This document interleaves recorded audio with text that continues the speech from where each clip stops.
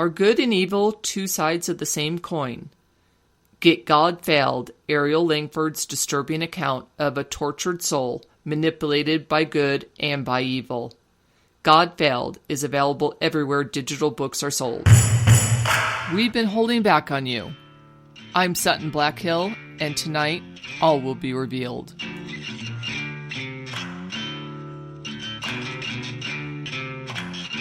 We're searching for the Demonic Testament, a book written by a demon, and you're coming with us.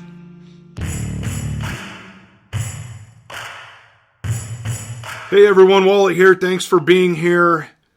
So, back when I started this investigation, I said I'd share everything with you. That you'd be my team, and we'd find the truth together. Well, I haven't exactly completely lived up to that. In any investigation, especially paranormal or supernatural, the most important thing is context. Sometimes you run into something that is so unexpected that you don't know exactly what to make of it. What we're going to talk about with you tonight is one of those unexpected somethings.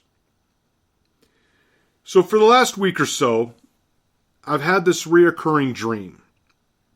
Well, it's not really the same dream exactly.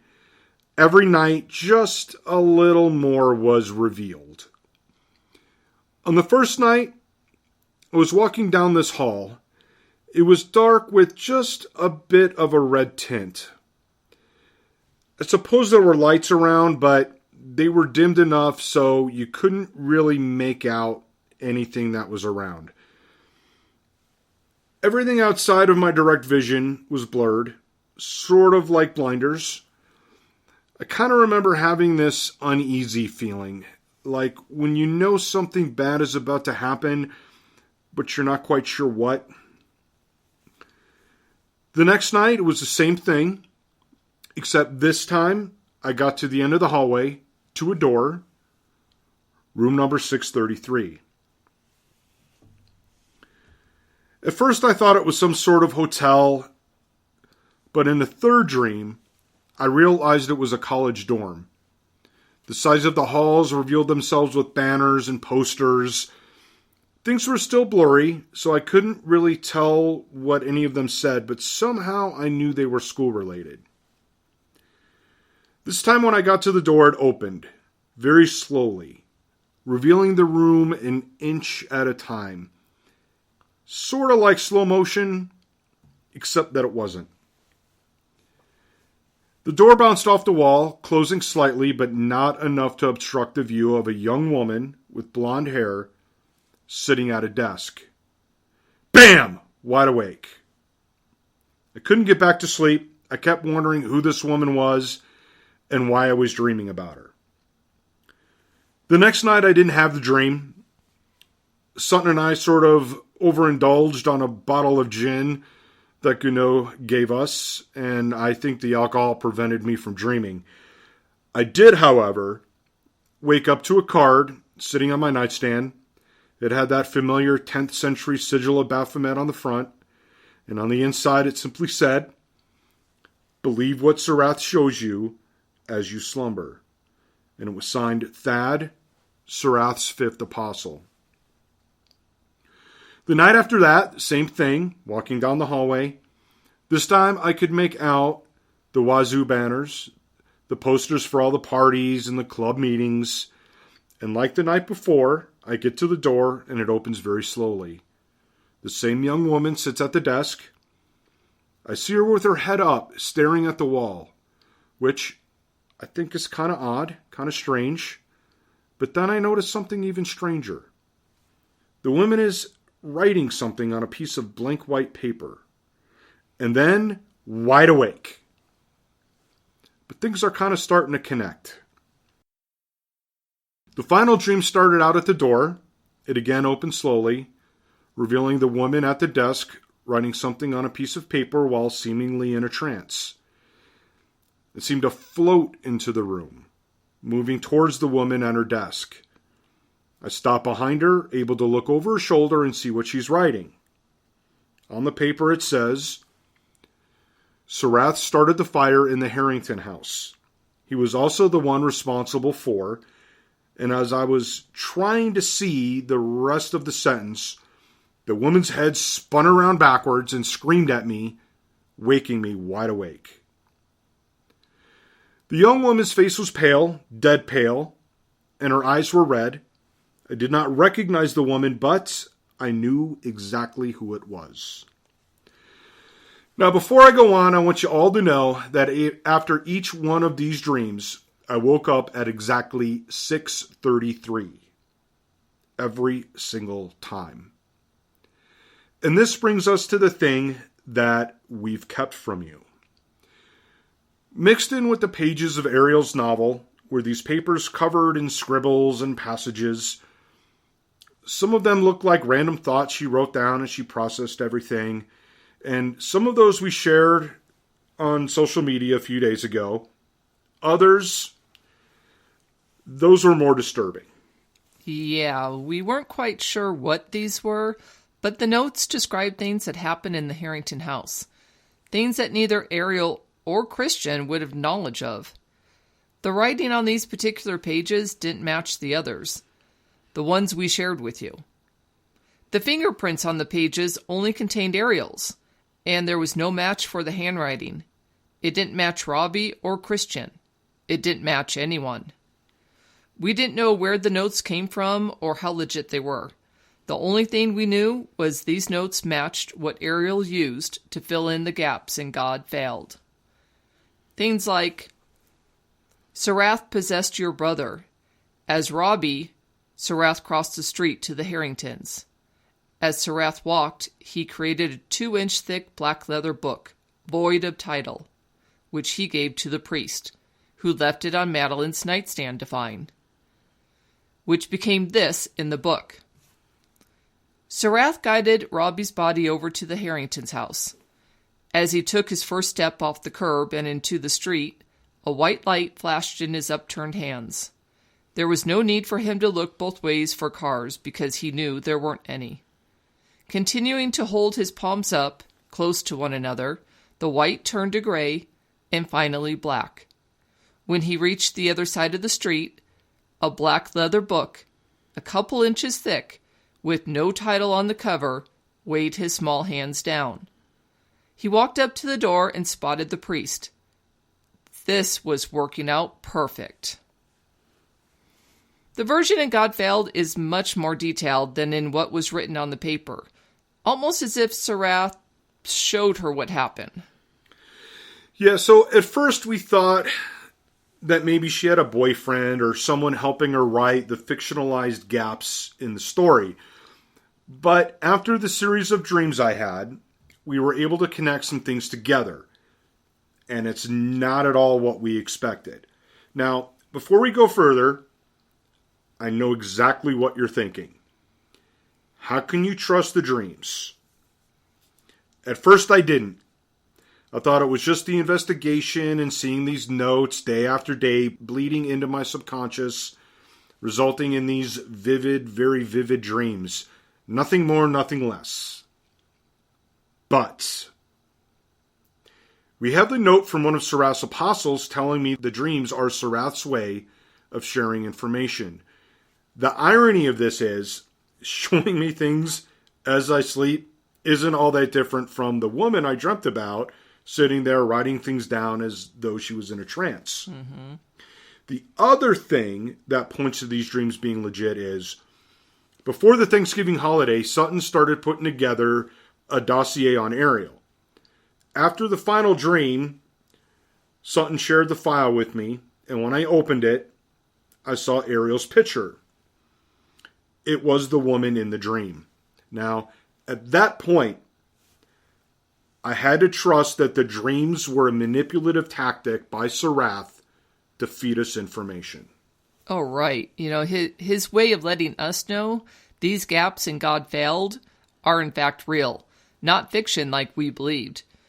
So going through the notes Wally took after each dream, we believe Surath possessed Ariel in short bursts while she was at school.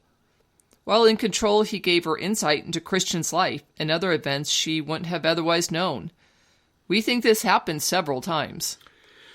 Yeah, and if we go by the number of pages, we think he took control, I don't know, around at least 12 times, maybe even more. You know, the thing that disturbs me about all of this? What?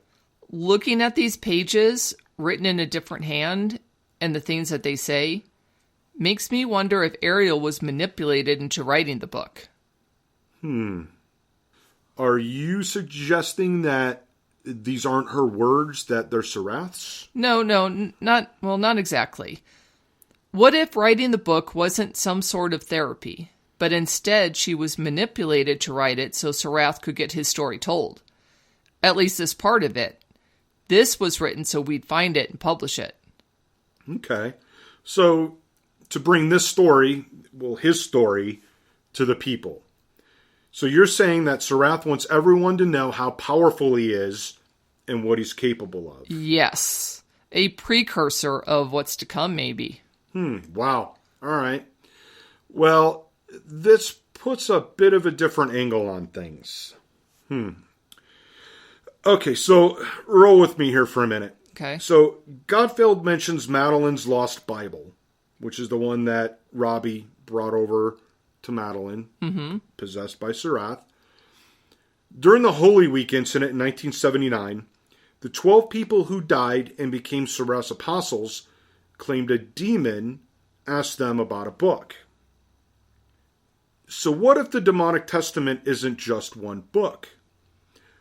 What if, like the New and Old Testament, the demonic testament is made up of several books? God failed, the lost Bible, and maybe the book mentioned during Holy Week? Exactly. Who knows? There could be even more. Jesus, fuck. That does switch things up a bit, doesn't it? Yeah, but, it's just a thought. I do think it's definitely something to consider as we go forward, but it kind of makes me want to dive into God Failed again and see if there's any sort of clues that we might have missed. Yeah, if you believe the Bible, God always spread his word through specific people, never directly to the masses. Maybe Surath is doing the same thing. That makes me think of how Surath used Robbie Langford to give Madeline the lost Bible. He's also the one who gave us God Failed in Christian's journal. That's interesting. Do you think he read any of this? Does he know he was possessed by Surath? Man, I don't know. I do know that I would have read it, but that's just the investigator in me. I couldn't help myself, but some, they just don't want to know. The whole ignorance is bliss thing. Well, Robbie definitely saw some shit as a kid his age shouldn't see or experience. That's for sure. Seeing your sister's boyfriend locked up in a cell, the horrible stuff in the basement. I can understand him not wanting to read any of this, but I have a feeling he did read it before giving it to me. Well, do you think he wanted it out there too? That I don't know, but I think he's sort of fucked up too. Maybe he just wanted validation on that it happened, that it was real, In a lot of ways, he and I are sort of the same in that. Yeah. Well, okay, I never expected anyone to believe what I posted on my Instagram account. I hope people would, but I didn't expect it.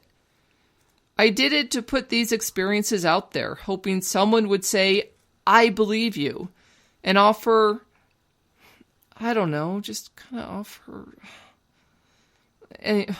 Well, when I heard you launched an investigation off my posts and that you were looking for me, I couldn't believe it.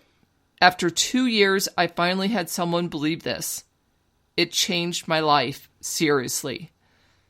I'm not sure Robbie or Ariel had that. Yeah, they probably didn't, and it's hard. I know it's hard.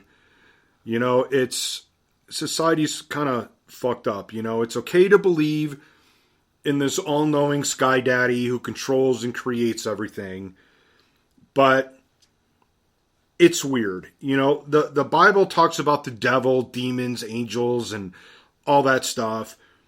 But the minute someone claims to have seen one or has had contact with one, they're considered insane. I mean, hell, Madeline was put in a psych hold because she claimed to see an angel. True.